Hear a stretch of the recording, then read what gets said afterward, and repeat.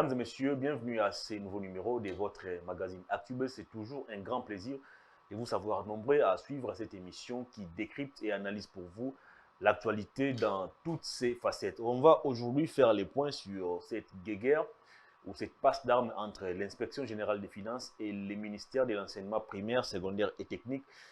Au menu, l'affaire 16 millions de dollars destinée à la prime des surveillants du TENAFEP. TENAFEP comprenait donc par là test national des fins d'études primaires. Et depuis un moment, il se passe des choses entre l'EPST et l'IGF finalement.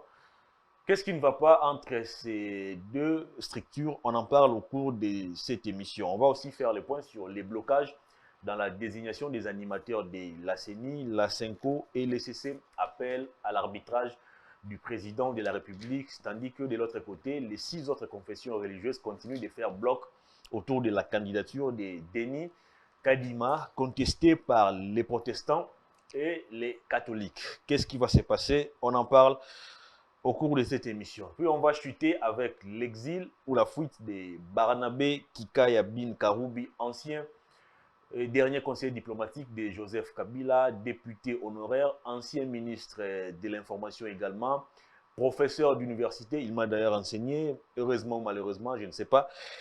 Pourquoi a-t-il quitté le pays? On en parle au cours de cette émission avec sur ces plateaux Maître Wilson Mundemba, à qui je m'en vais dire bonjour, bienvenue Maître. Bonjour Hervé, bonjour tous les téléspectateurs de Showbiz. Congo-Buzz. Congo-Buzz plutôt, c'est désolé.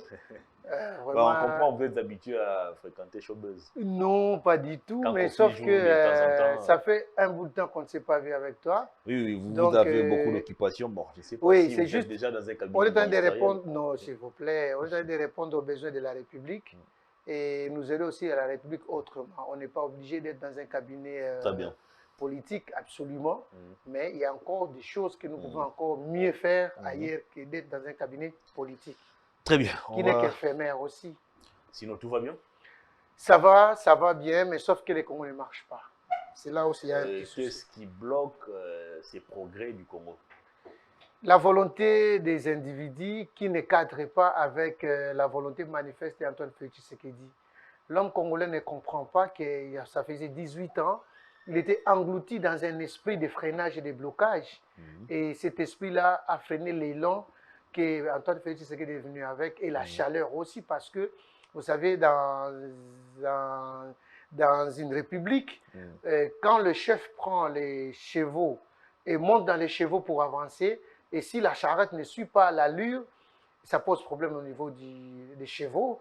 Et voilà, aujourd'hui, le cheval des trois qui est Antoine Félix Tshisekedi a pris de l'élan, mais l'allure ne se suit pas. Et vous allez voir, même sur le plan sociologique, où il y a aujourd'hui création d'un climat de méfiance entre tribus qui pose problème. Or, le problème du Congo, nous avons déjà dépassé l'étape du tribu avec le maréchal Mobutu, qui nous a fait voir Tata Bomoko, Mabomoko et Kolo Bomoko. Et ça nous a beaucoup servi, et ça devait servir des leçons aujourd'hui, que les Congolais devaient comprendre que nous sommes obligés d'être ensemble afin de construire la République démocratique du Congo. Très bien, les pays ne marchent pas, vous l'avez dit, et il y a blocage également au niveau des confessions religieuses. Pour nous donner, c'est lui qui va succéder à Corneille Nangaa à la tête de la centrale électorale. C'est le nom de Denis Kadima qui a été propulsé par 6 confessions religieuses, et malheureusement, la CENCO et l'ECC ont fait bloc pour s'opposer à cette candidature. Alors, les processus n'évoluent pas. On a donné un premier moratoire de 48 heures, je crois, par le président de l'Assemblée nationale. Rien n'a été fait. On vient encore d'accorder un moratoire de 72 heures. Je ne sais pas si il a déjà expiré. Jusqu'à ce jour, on ne connaît toujours pas les successeurs de Corneille Nangaa. Et pendant ces moments, ce sont les catholiques et les protestants qui appellent à l'arbitrage du chef de l'État. Est-ce que c'est la bonne voie? Voilà une fois les Congolais qui ils ont besoin d'une chose et de l'autre part, ils sont contre cette chose-là. C'est pour dire quoi exactement? Permettez-moi la tautologie. Mais plutôt, les Congolais ne comprennent pas les besoins primordiaux. Tout le monde, nous demandons des élections. Tout le monde veut qu'on aille aux élections. Mais il y a des préalables qu'il faut remplir.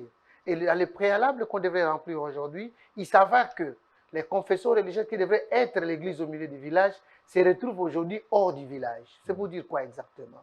Si aujourd'hui on doit demander l'arbitrage du chef de l'État Antoine Félix Tshisekedi. Mais je crois que c'est la perte de la conscience et de la sagesse qui devrait incarner nos pères religieux. Et nos pères ont perdu des pédales, il faut le dire comme ça là. C'est ridicule de voir qu'aujourd'hui, l'homme qui devrait être au milieu pour arbitrer ce qui est des politiques, lui vient maintenant vers le politique. Et c'est à ce moment-là que je trouve une confusion totale. Hier, ils ont demandé tous de dépolitiser la CENI. Voilà, aujourd'hui, ils reviennent aux politiques pour trouver des solutions palliatives à la CENI. C'est une contradiction. Donc, vous voulez quelque chose et son contraire au même moment.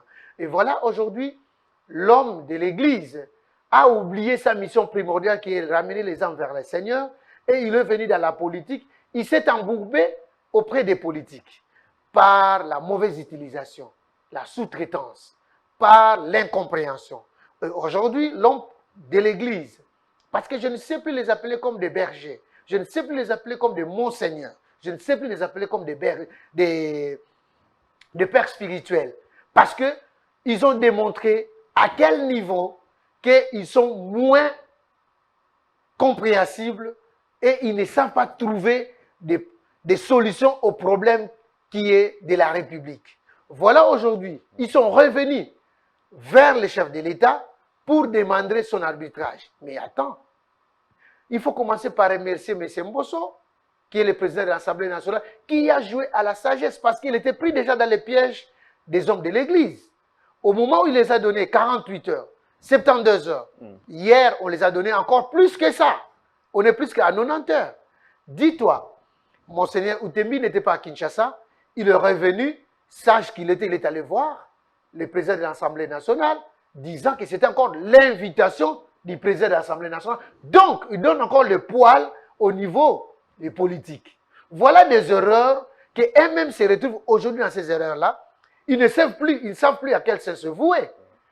Mon cher ami, sans être prophète de malheur, je sais que rien de bon n'en sortira de cette rencontre. Encore une fois, qui est aujourd'hui, que l'ultimatum devrait terminer.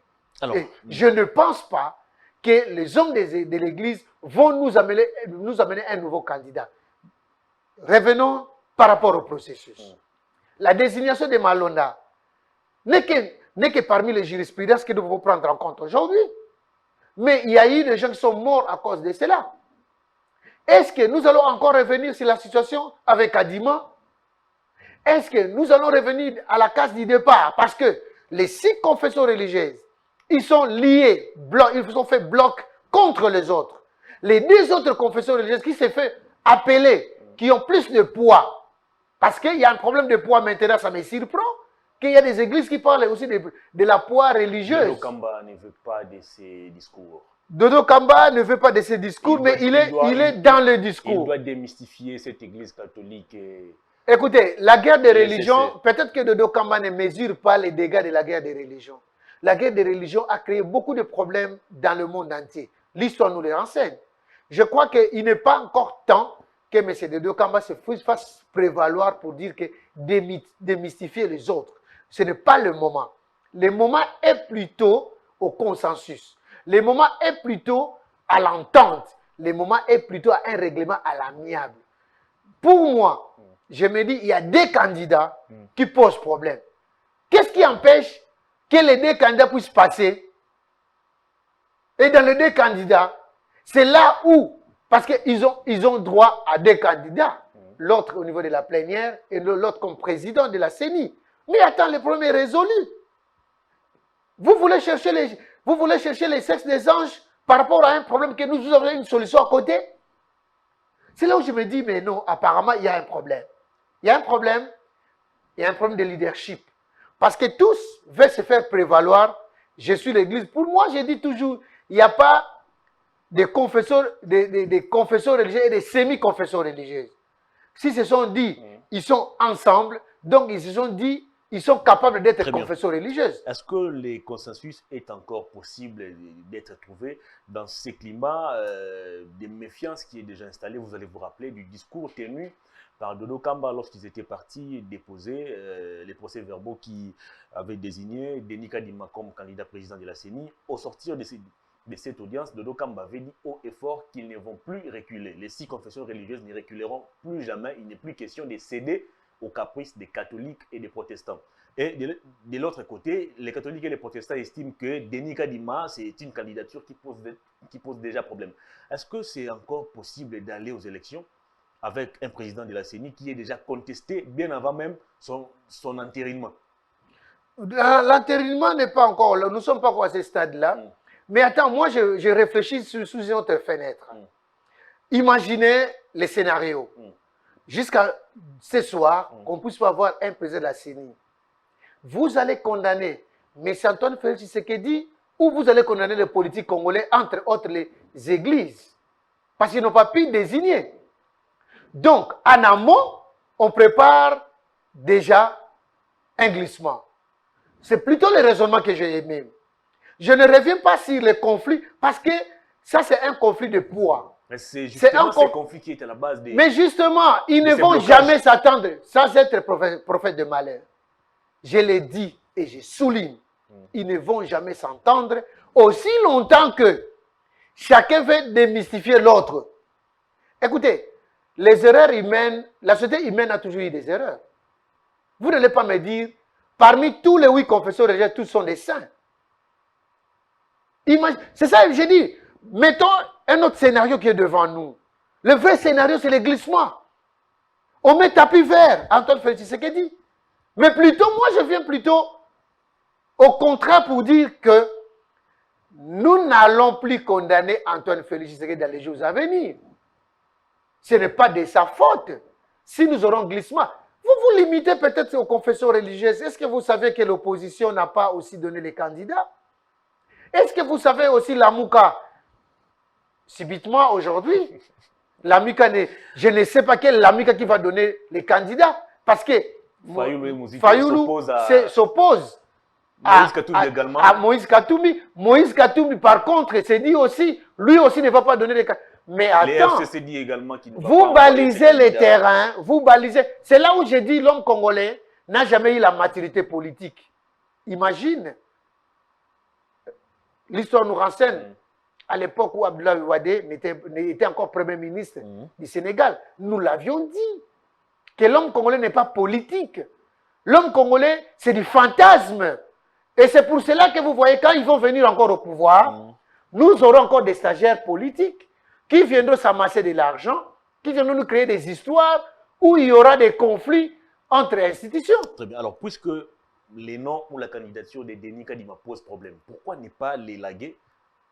Bon, un prétexte qui ne passe pas du côté de Dodo Kamba qui a déjà annoncé les couleurs, qui ne vont plus reculer. Mais pourquoi aujourd'hui ne pas penser peut-être mettre de côté Denis Kadima, dont la candidature pose problème, et proposer d'autres noms? J'avais même suivi les porte-paroles de l'ECC qui avaient dit qu'ils avaient demandé aussi confessions religieuses de proposer même 20 noms, Louba, mais pas seulement, comment il s'appelle, Rokadi Madeni. Pourquoi avoir d'abord la loubaphobie envers nous? Pourquoi avoir d'abord cette attitude-là? Pourquoi dire même un autre nom Louba? Non. Ah non, c'est ça, c'est là où il y a nous devons être rationnels. Il y a un langage qu'on a toujours eu depuis la nuit des temps à nos pères spirituels. Avant qu'ils disent quelque chose, il va dire au nom du Père, Fils et du Saint-Esprit. Voilà ce que je voulais vous dire. Qu'ils commencent par là, s'ils sont sincères, c'est là où je trouve qu'ils ne sont pas sincères, mon cher ami Hervé. Mon cher ami, la vérité est que tous, nous contribuons à l'élargissement du temps pour avoir des élections au Congo. Tous. Je le dis bien tous. Parce qu'aujourd'hui, le langage que tiennent les hommes des églises, ils s'entre-déchirent. C'est la honte. Et c'est le ridicule dans son comble. Parce qu'eux-mêmes n'ont pas conscience tranquille. Écoutez, revenir sur l'hypothèse où vous dites il faut élaguer les noms de Denis Kadima, il faut élaguer les noms de Siri et Botoko, mais je vois très mal. Tous ces deux hommes-là, ils sont des aguerris. Ils ont la matière grise. Ils sont contestés malheureusement. Ils sont contestés par rapport à quoi exactement?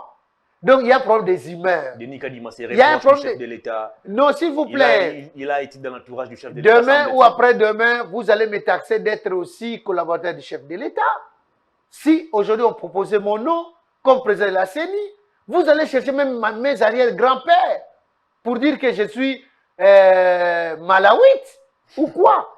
Non, le vrai problème du Congo ou du Congolais, c'est les concepts. Et sans vous couper, j'avais même lu un tweet qu'on a attribué à Olivier Kamitatou, je ne sais pas si c'est son compte officiel, et là, Kamitatou serait en train de dire que Denis Kadima a déjà acquis la nationalité sud-africaine. Donc ce n'est plus un Congolais. Je l'ai vu circuler dans les réseaux sociaux, nous ne l'attribuons pas à Olivier Kamitatou, mais plutôt moi aussi je l'ai vu, comme vous.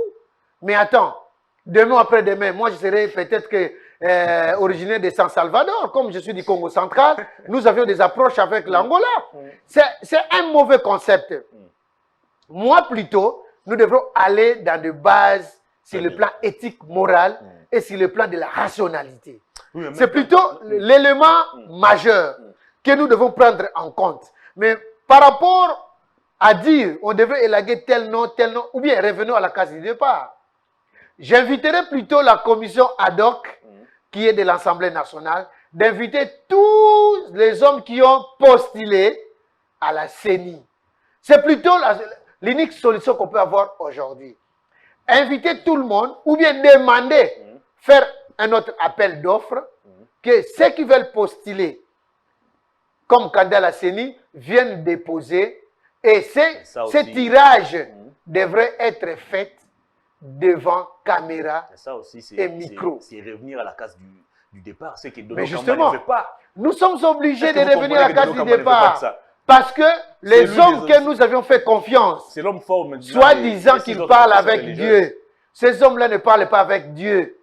Nous avions compris que ces hommes-là, ils ont la peau comme nous. Ils ont les sentiments comme nous. Ils ont des attaches comme nous. Très bien. Donc, ce sont des hommes qui ne sont pas véridiques et ils ne sont pas sincères envers nous, la population. Imaginez. Attends, je vais faire réfléchir la population aujourd'hui.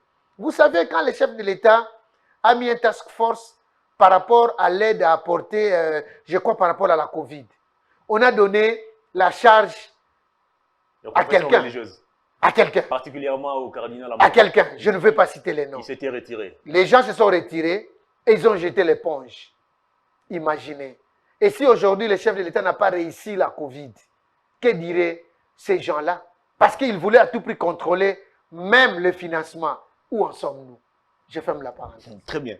On va évoluer cette fois-ci pour parler de ces passes d'armes. Mais avant cela, nous sommes déjà au mois d'août 2021. Dans quelques mois ici, ça sera 2022.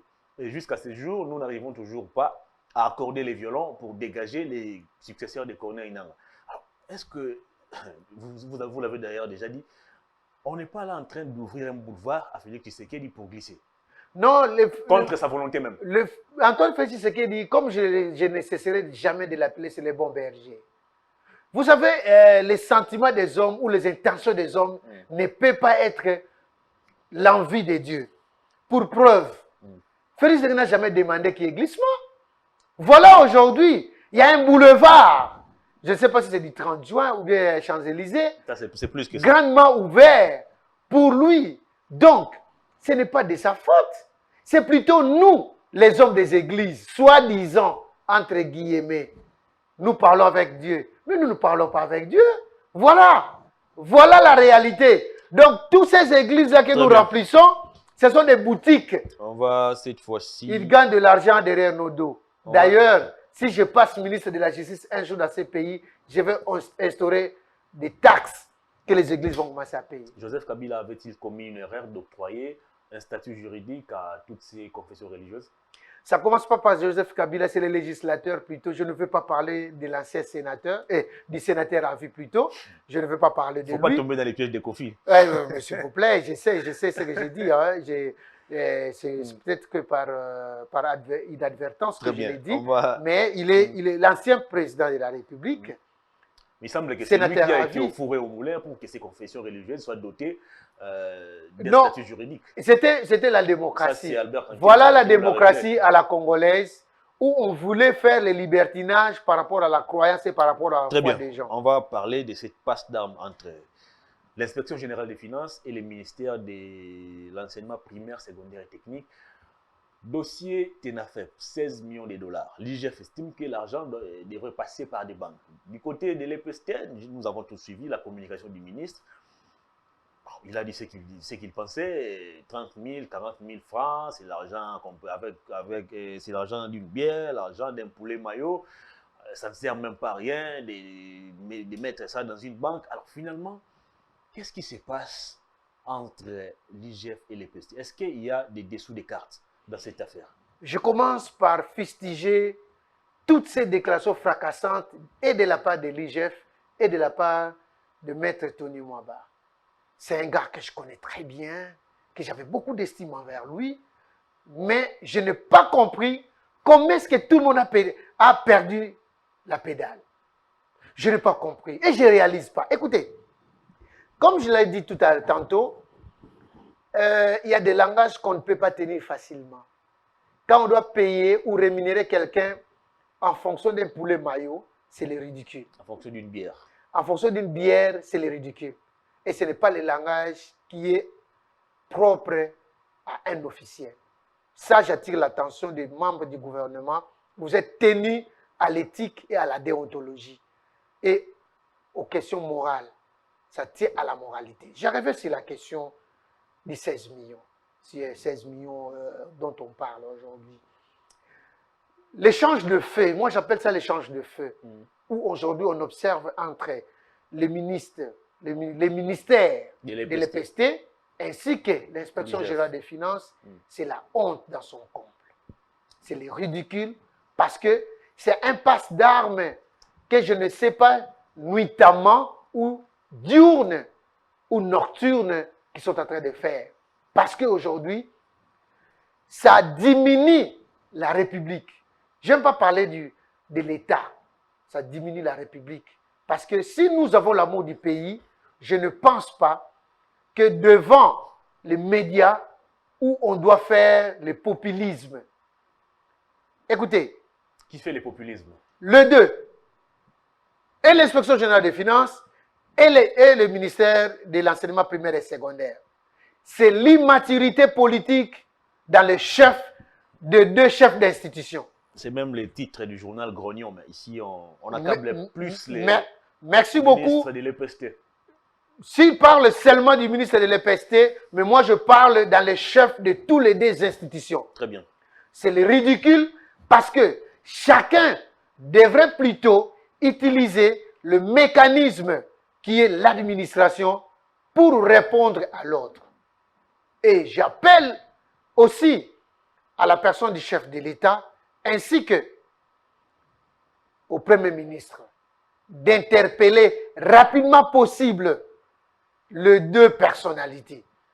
Ça tient à la dignité de la République. J'ai honte. À un moment, j'ai beaucoup de retenue parce que je sais les intelligences qu'incarne Tony Mwaba. Je sais les intelligences qu'incarne M. Alinguetti. Mais comment est-ce qu'ils doivent se donner l'échange des faits devant la population? Que diriez de la crédibilité, de la dignité humaine si deux institutions se disputent par rapport à la réalité qui devrait se faire? Honnêtement, 16 millions devaient passer par la Banque centrale. Alors, au-delà des conflits, au-delà de tout ce qu'on a suivi comme escalade verbale, est-ce que l'inspection générale des finances n'a-t-elle pas raison de bloquer les décaissements de cet argent? Comment on peut remettre comme ça 16 millions de dollars entre les mains d'une personne? On a connu des cas de, je ne sais pas moi, vous allez vous rappeler, je crois en 2018, il y a un monsieur qui était parti décaisser l'argent pour l'école du ministère des Affaires étrangères, une affaire de 4 millions comme ça. Ce monsieur n'est jamais arrivé au ministère. Tilelo. Il y a eu... Moi récemment. Oui. La ministre de la formation professionnelle, je crois, avec 1 200 000 dollars qui se sont retrouvés volatilisés. Voilà. Est-ce que l'IGF n'avait-elle pas raison de bloquer cette démarche? Par rapport à la démarche administrative, l'IGF a raison. Mais là où les bas blessent, comment expliquer une question qui est plus purement administrative plutôt, doit être mise à la place publique? C'est là où moi je m'insurge. C'est pour dire que, apparemment, les gens ne savent pas que je suis en costume d'être un homme d'État. Il faut faire la différence entre un homme politique que nous sommes, toi et moi, et un homme d'État. Un homme d'État, c'est lui qui a la charge de la République. Et lorsqu'il y a un passe d'armes ayant trait à la gestion de la chose publique, mais c'est la honte. Même moi, une tierce personne, je peux les attaquer en justice parce qu'ils ont perturbé l'ordre public. Ça tient à la dignité humaine. Tony Mwaba, c'est un père de famille. Alingeti, c'est un père de famille. Dites-moi, où on parle, Tony Mwaba évoque un conflit antérieur par rapport au dossier Veridos. Il parle de la vengeance. Il parle de la vengeance. Et quelque part, Alingeti qui dit, non, c'était un détournement. Il y a présomption de détournement parce que Tony Mwaba qui dit, l'argent n'a jamais sorti de la banque centrale, mais 16 millions remettent entre les mains d'un individu. Maboko Bank. Mais c'est le ridicule. Alors que vous savez bien au moment où nous luttons contre la corruption, au moment où nous luttons contre le détournement des deniers publics, vous exposez l'argent entre les mains de quelqu'un qui va commencer à payer l'histoire de Tambwe Mwamba, va revenir. La loi interdit de voyager avec plus de au-delà de 10 000 $. Mais si M. Tony Mwaba s'est ressaisi pour dire que, écoutez, il y a possibilité de faire sortir cet argent-là par palier. Je crois qu'on pouvait comprendre. Payer d'abord ceux de Kinshasa ou commencer par province pour redescendre vers la capitale. Ça allait être encore plus facile.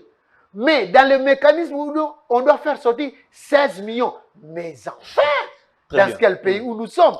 C'est là où j'ai dit, je demanderai plutôt, avec beaucoup de respect, à mon aîné scientifique qui est Maître Tony Mwaba, de revenir au bon sens. Et j'interpellerai Alingeti aussi d'être plus rationnel dans les déclarations.